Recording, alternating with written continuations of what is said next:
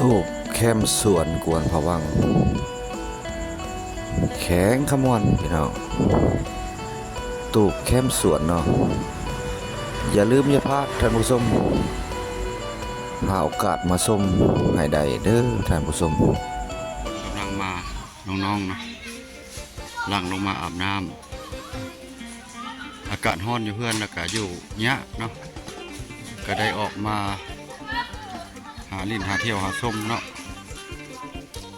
ว่าจะไปหลายแท้ทีมงานไปหลายแท้ลิ้นน้ำบ่มาอาบน้ำเข้าโรงเรียนอยู่ห้องไหนแล้วมัธยมบ่ม.1โอ้ห้องเดียวกันหมดบ่โอ้ห้องเดียวกันหมดม.1น้องปุ้ยเนาะบ้านอย่างกับบ้านโกนเขาวังเสียงเรียบเลยโอ้ขายน้ำอ้อยมานานแล้วบ่ไก่โบราณแต่นี่ไปขุนน้ำครับพี่อยู่บ้านปีนพี่น้องเพิ่นขายน้ำอ้อยได้ทิศหนึ่งนี่แหละมากะอยากแวะซีมเนาะกะใกล้ท่าพลังวังสีข้ามนี่ทางตัวนี้ละทางใหม่ๆนี่มานี่กะเข้ามาแวะซื้อเลยงานเปิดกันใหญ่เติบท่านผู้ชมเด็กใหญ่เติบเด้อท่านผู้ชมเนาะสายสวยก็ทิศตะวันออกไปกันต่อวันนี้ก็สมควรพี่น้องฮ้อนหลายเนาะสภาพเส้นทางในกะยะเพราะว่าไปมื้อนี้แล้วสิไปขุนน้ำคำดิบพุ่นล่ะพลังวังสีคามแล้วพี่น้องตัวนี้ก็จะเป็นเส้นทางเข้าท่าพลังวังสีคามเนาะเพิ่นขยายเส้นทางในนี้ก็มีการข้อยุ่งยากหลายอย่างรถกับการไปกันมากกับให้ระวังไว้เนาะเพราะว่ามันรถหลายขี้พุ่นเนาะบางจุดก็ยังบ่แล้วผมว่าแปลงมาวันนี้จุดประสงค์สิพาพี่พาน้องไปนำเที่ยวเนาะหรือว่าไปอาบน้ำอยู่อันหาดคำดิบเนาะตัวนี้ก็เป็นต้นทางออกมาจากท่าแขกเนาะเดี๋ยวนี้ก็ระวังยังขยายสายทางเนาะเพิ่นสายทางเลขที่12นี่ก็เป็นการที่ว่ายุ่งยากเนาะเข้าไปก็ระวังเพราะว่าช่วงนี้ก็น้ำมันก็อึดเนาะเพราะว่าบ่มีหลายปั๊มกันเนาะบ่ได้ไปหลายวันแล้วค่าน้ำมันก็ตก1 ลิตร47-48 พันนะเนาะพี่น้องก็ส่วนก็50 ปลายพันมันบ่มีน้ำมันก็เลยได้พักเวลามาถ่ายคลิปให้พี่ให้น้องเบิ่งเนาะมาเมื่อนี้ครับไปพุ่นละสิได้อัปเดตแต่ละระยะให้พี่ให้น้องได้เห็นเนาะทาง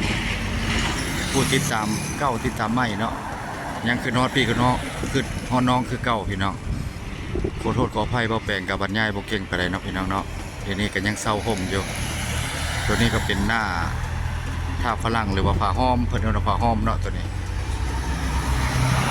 จอกน้อย1 จอกใหญ่ก็มีได้ราคาพี่น้องราคาน้อย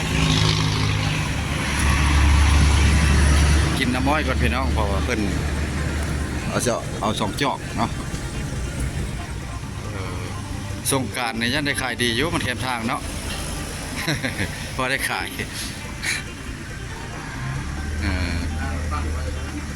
ปั้นแล้ววันเดียวได้เนี่ยนะเอาออกวันเดียวเลยกิน2 จอกซอยเพิ่นแห้งหมานซอยเพิ่นทานน้องสาวมาเท่าหน้าจังสิพาแว่อีกท่านผู้ชมเนาะก็ไปไทยมาทางท่าพลังวังสีคามเนาะก็แว่กินน้ำอ้อยเนาะซีมก็มีเหล้าไห้ก็มีพี่น้องเนาะเหล้าไห้หรือว่าเครื่องดื่มต่างๆเนาะหรือว่าที่ว่าของเสือตัดเครื่องอย่างก็มีเนาะทานเพิ่นก็ใหญ่อยู่ได้พี่น้องเนาะแม่ค้าเพิ่นใจดีอยู่แต่ก่อนแล้วบ่ได้เห็นเพิ่นมาขายมื้อบ่ได้ยังขายปิ้งปลาเนาะลงมาเทื่อไปพันสิเข้าไปทีมงานลงมาจะก็ไปซื้อช่วยนะ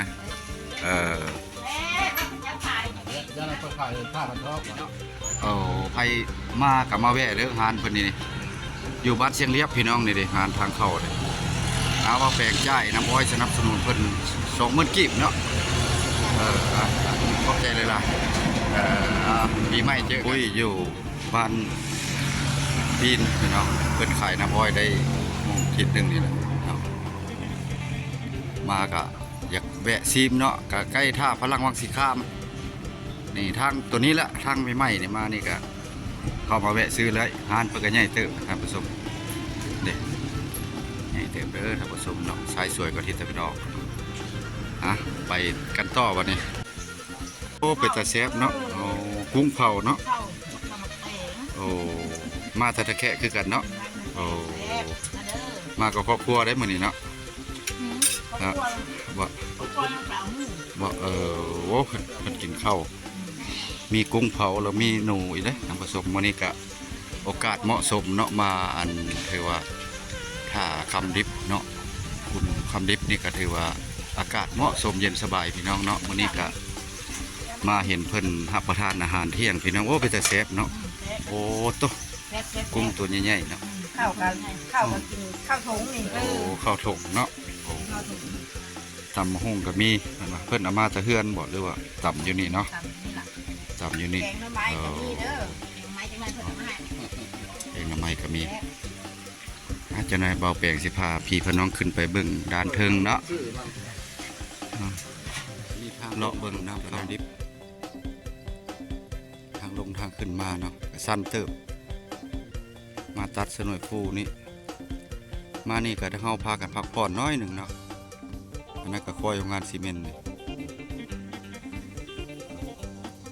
ร้อนหลายวันนี้อากาศแขกขมวนเฮาอันนี้บ้านเล่านะครับโรงงานซีเมนต์โรงงานปูนซีเมนต์รถเส้นนี้ก็หลายท่านผู้ชมเนาะที่พุ่นหลายแบ่งทางบ่ทันแล้วเนาะฮอดมานี่ก็ฮอดนี่แหละรถก็หลายเนี่ย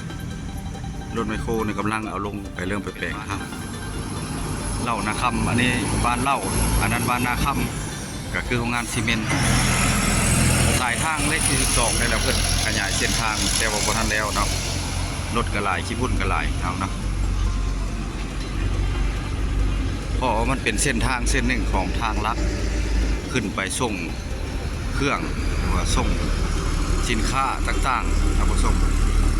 มอดบ้านพีนนะพี่น้องเนาะนี่ข้างหน้าก็เป็นผ้าห้อมเด้อบ้านผ้าห้อมอันนี้ก็คือบ้านพีน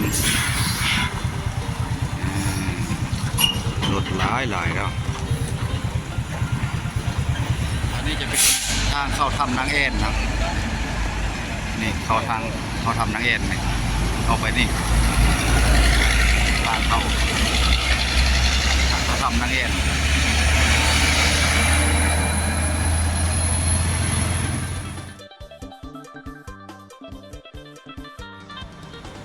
นี่ทางเข้าเด้อ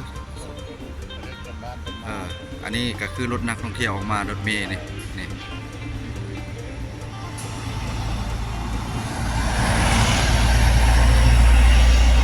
เริ่มออกมาแล้ว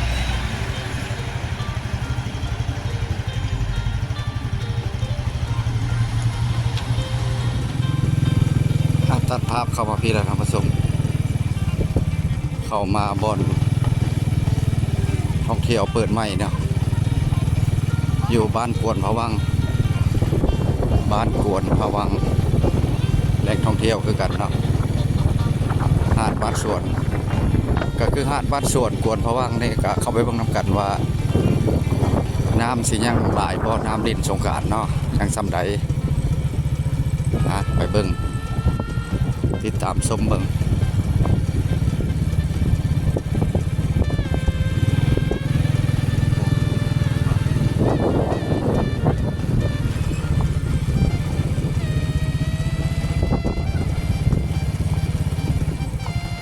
บอนนี้ก็เป็นจุดหนึ่งอยู่ในบอนที่ว่าดินบอนเที่ยวเนี่ยมันเย็นเพราะมันใกล้ผาเนาะใกล้ผาสิเว้าแล้วก็หลายบอนลินอยู่เนาะบอนท่องเที่ยวเนี่ย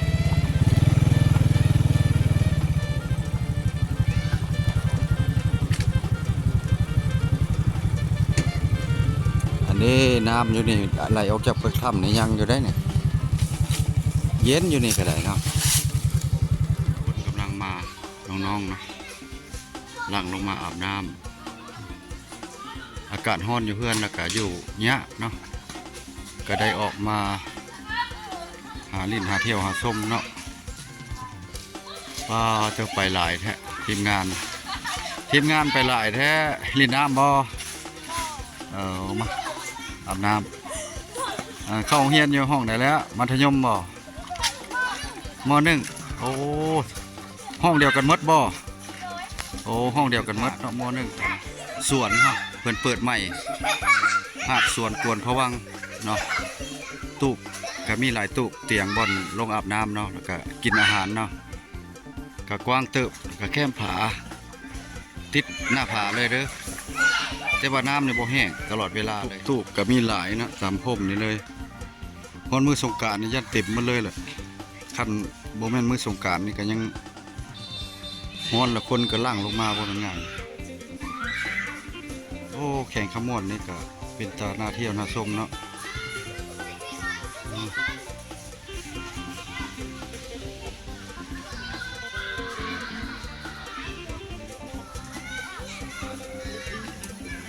นี่ทางลงมา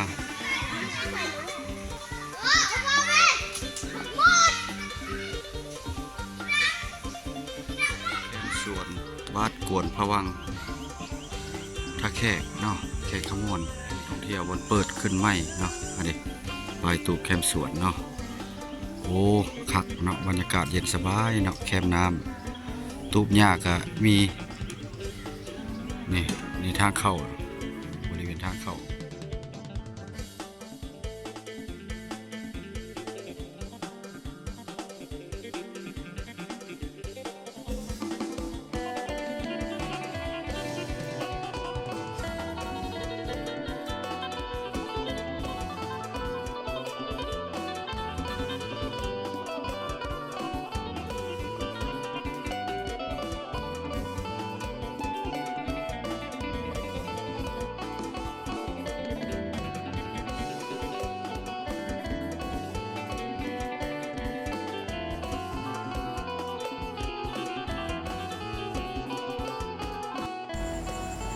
อันนี้คือตูบแคมป์สวน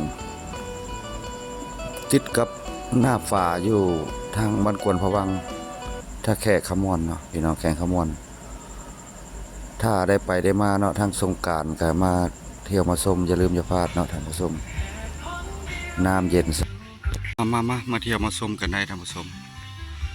ตูบบ้านสวนตูบแคมป์สวนกวนพะวังนี่โอ้ยคักสวยงามไอหลีมาสงกรานต์อย่าลืมอย่าพลาดเด้อท่านผู้ชมเนาะเข้ามาเที่ยวมาชมกันเบิ่ง